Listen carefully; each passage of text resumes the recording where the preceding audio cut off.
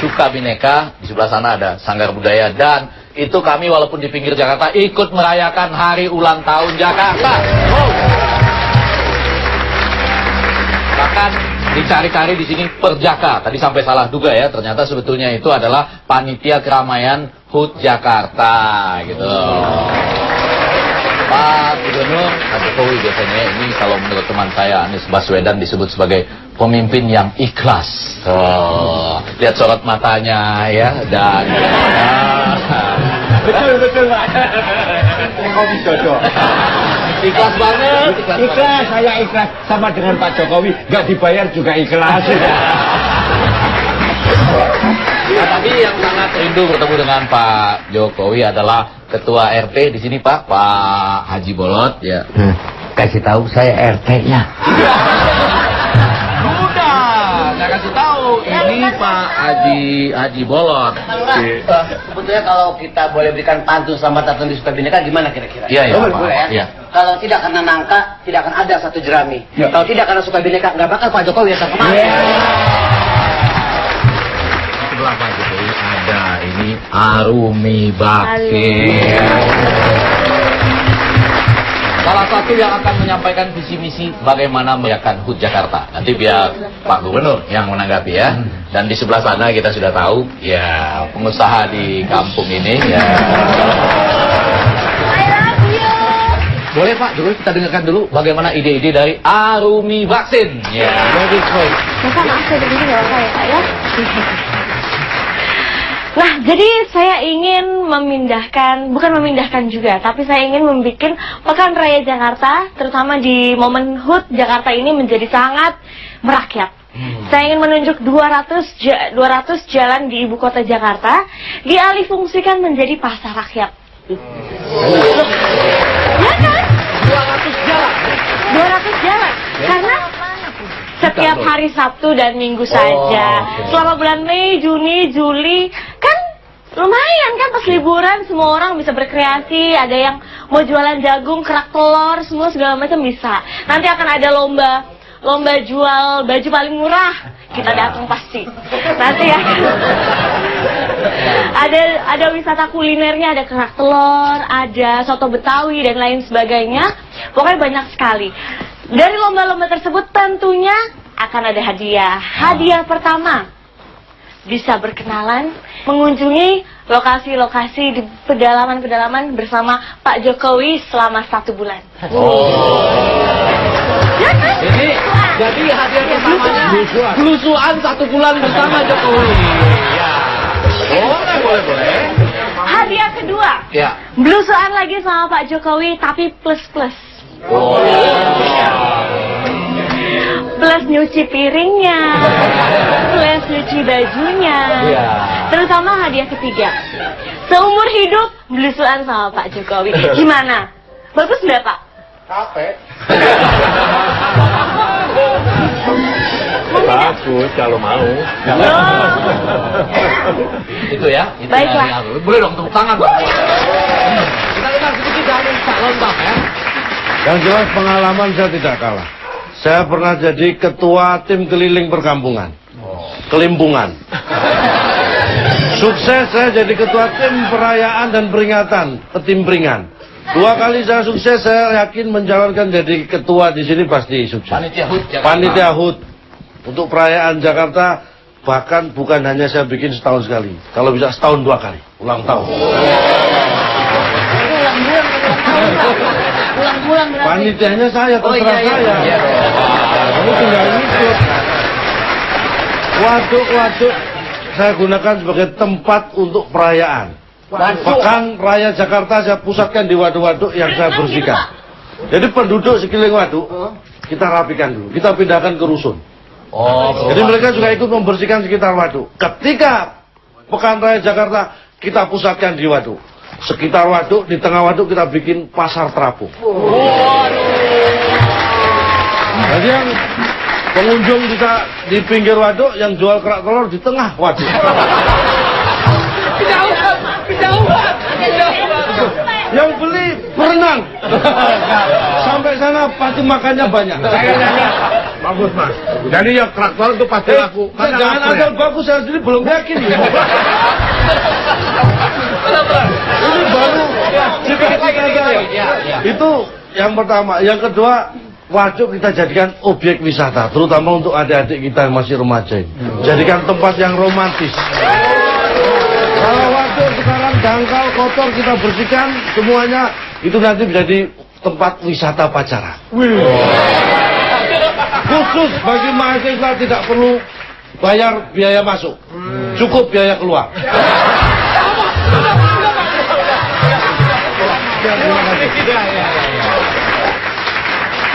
Belum lama ini PSSI yang 2, kemudian berhasil menjadi 1.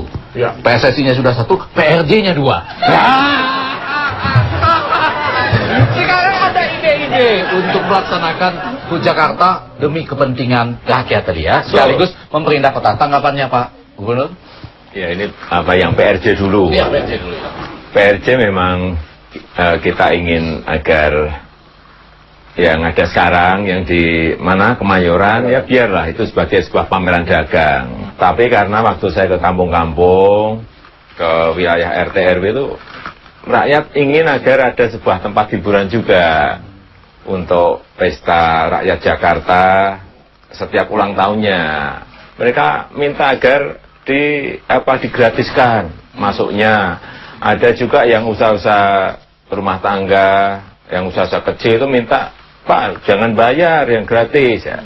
Sehingga kemarin kita uji coba di Monas, ya, di Monas, dan ternyata juga antusias yang datang ke sana juga luar biasa. Kita juga kaget saat itu. Tapi yang paling penting ada betul-betul sebuah pestanya rakyat senang, rakyat gembira. Yang pedagangnya juga sama, pedagangnya juga laku keras, kemudian juga senang dan gembira. Tetapi kalau yang tadi yang disampaikan harus di mana 200 jalan, oh kemarin di Monas PRJ aja, PRJ Monas aja macet semuanya, pagi di 200 jalan.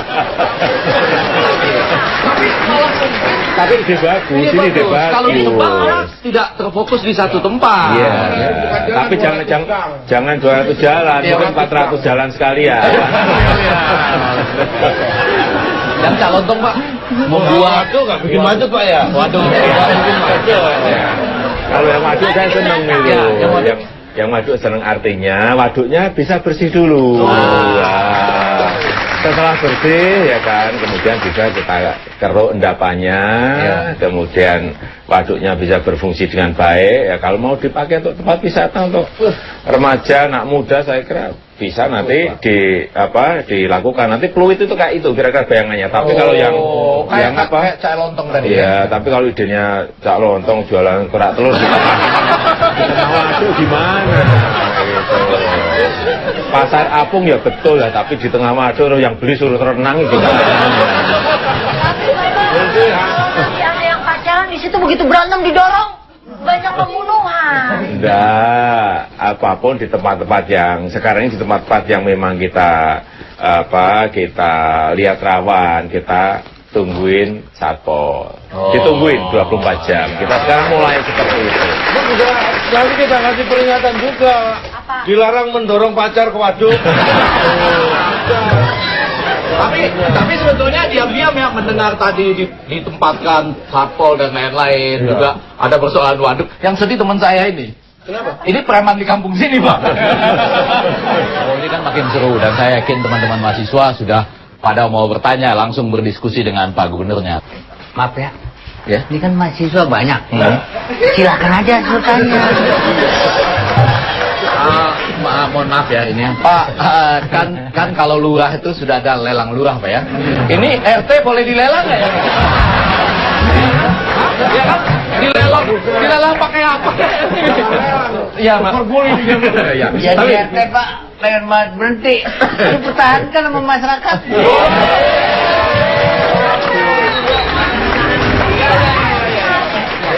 Apa perasaan Lalu memilikinya? kenapa kalau saya berhenti jadi RT saya kerja apa? Ini juga namanya ikhlas ya. Silakan. Ya.